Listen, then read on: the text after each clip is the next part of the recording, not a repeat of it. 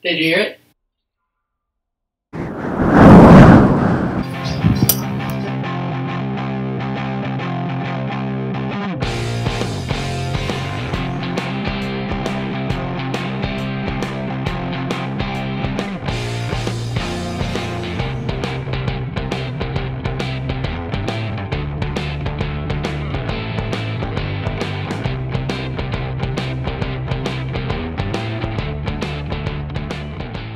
Welcome to the Hardcore Herbalist. I'm Jen, and today I'm in my friend Carly's beautiful kitchen, and we're about to make kimchi. Carly knows how to make kimchi. I like to eat it, but I've never made it before. So we're gonna go ahead and go through the steps. Carly? Hi! Alright, so today I'm gonna teach you guys how to make a very simple version of kimchi that doesn't need too long of a fermentation period. Sure. Okay, so the first thing you're gonna need is a head of Napa cabbage. And this cabbage is not cut or anything yet, just this is how it comes. So you're going to want to cut this cabbage down and soak it in a bowl, a big bowl full of kosher salt.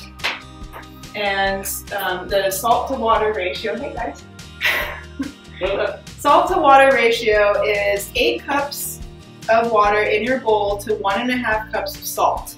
And you definitely want to use kosher salt because it's not as salty as table salt. So you're going to mix the salt in and make sure that it's completely dissolved in the water. And then you're going to cut your cabbage down. Oops, you cut it this way first. And we're going to cut it into small-ish pieces. So then we can cut the end off after we've cut it into 3 sections. That's totally a good trick. It's a good trick? Yeah, totally. And then all of the cabbage goes into the water solution.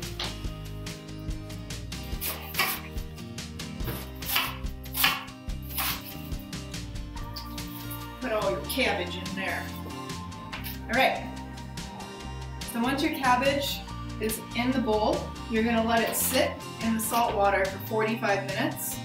And then after 45 minutes, you're going to come in and get a metal spoon, and you're going to flip the cabbage over. So all in all, your cabbage is going to sit in this water for about 1.5 hours to 2 hours. And what it's going to do is it's going to break the cabbage down. The salt is going to break the cabbage down and wilt it. And the end result is a wilted cabbage that's lifeless. Wow. Versus look at that. The fresh new cabbage. The next step is we have to wash all the salt off of this cabbage. And we have to make sure that we rinse it off really well because you don't want it to be too salty. So for this part you can use your hands, you don't have to do we're going to be mixing everything by hand. So I just put all that wilted cabbage into a colander, and then we're going to rinse the cabbage off with cold water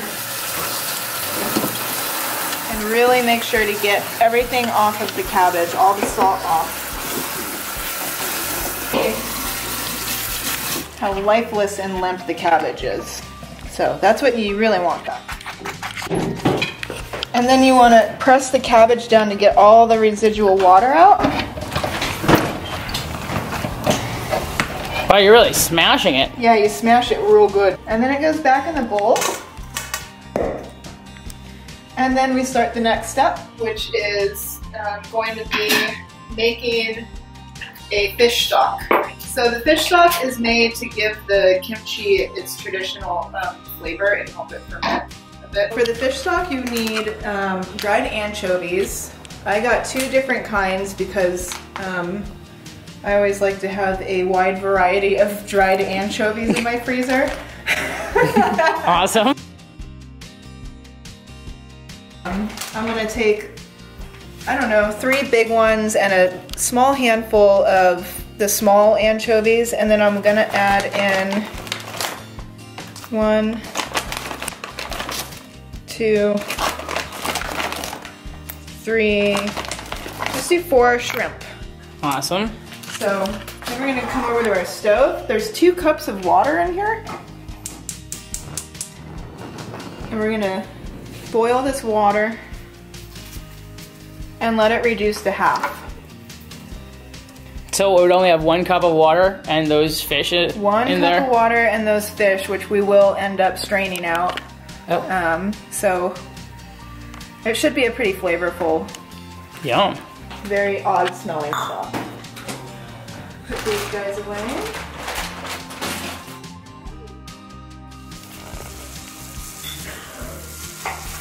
So what you need for that is, first off, you need your blender.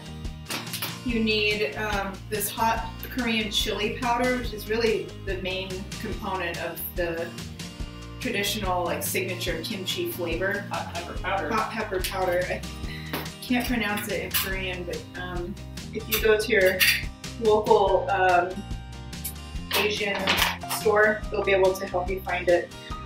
So you need 2/3 of a cup of this stuff. And then the second ingredient you need is 1/3 of a cup of white rice. No way. Yeah.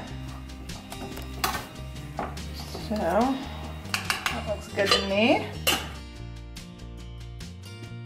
1-inch piece of ginger that's been trimmed and then cut into small pieces.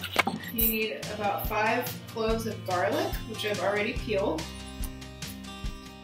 You need 1 small onion, which I'll cut up in a second, and then 1 of these apple pears or Asian pears. So this has the sugar in it, which is going to help the whole thing ferment. Oh, you're also going to need another secret ingredient, which is salted shrimps. The little tiny baby shrimps. Look at those guys. Oh, they're really small. They're really tiny. They don't taste good by themselves. They really taste gross. Awesome. They add flavor. So I'm just going to cut everything up into medium-sized kind of chunks here. Make sure that you get the seed part out of the Asian pear. And I'd like to add that this recipe is by no means a traditional Korean recipe. It's just something to make good kimchi. There's all kinds of ways to do it, and I'm obviously not Korean. I do enjoy the cuisine and the culture, and it's fun. So that's what we're doing. We're just having a good time here. So how did you first learn how to make kimchi, Carly? I think my mom and I used to make it together, and a lot of the things that I make nowadays are recipes that my mom handed down to me. You put all this in the blender, but you don't put the cabbage in the blender. You do not put the cabbage in the blender. Okay.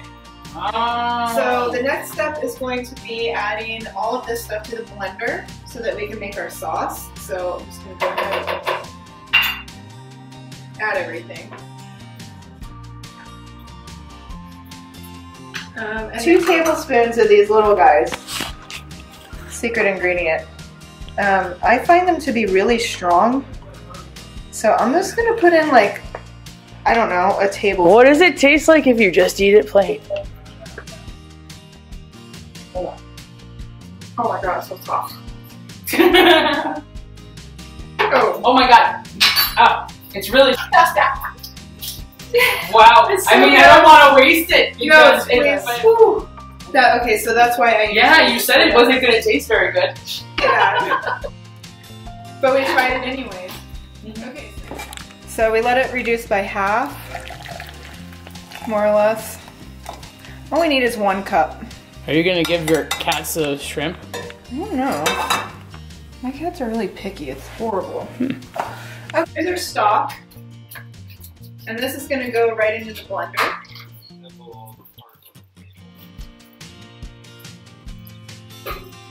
Pepper is going to go in here, but it's going to go last.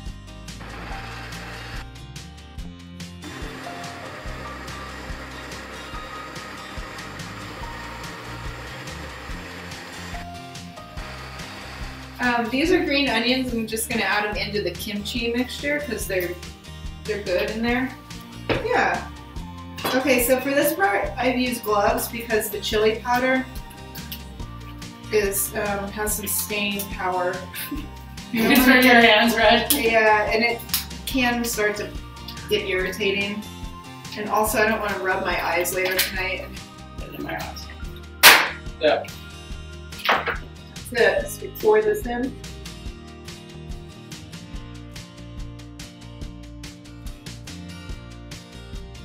And you can try this if you want to.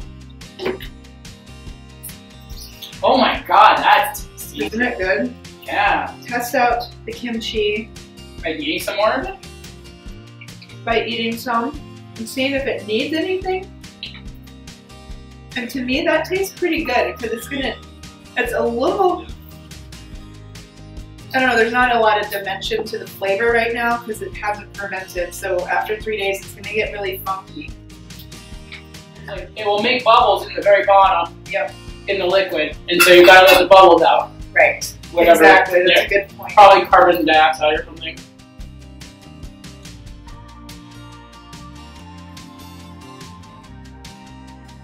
If you're doing this at home, check the seal every day and let the air out, or else it will explode. That happened to you, right, one time? It sure did.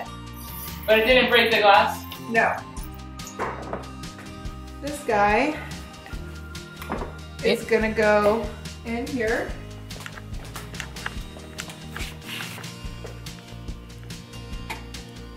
Just right up top here. And it'll sit there for, like I said, 3 to 5 days.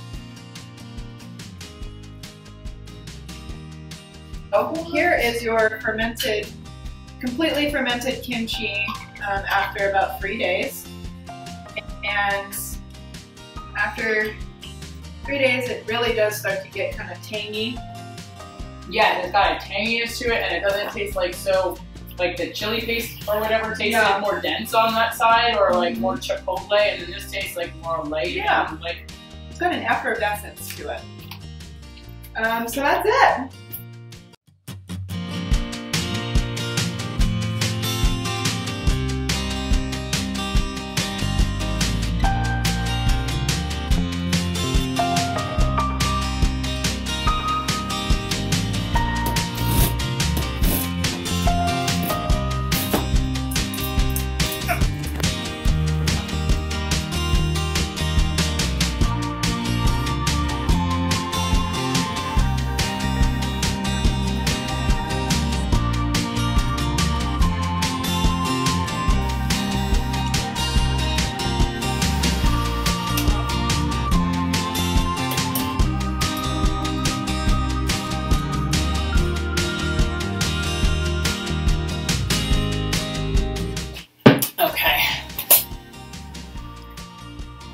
Did you hear it? Let's taste it.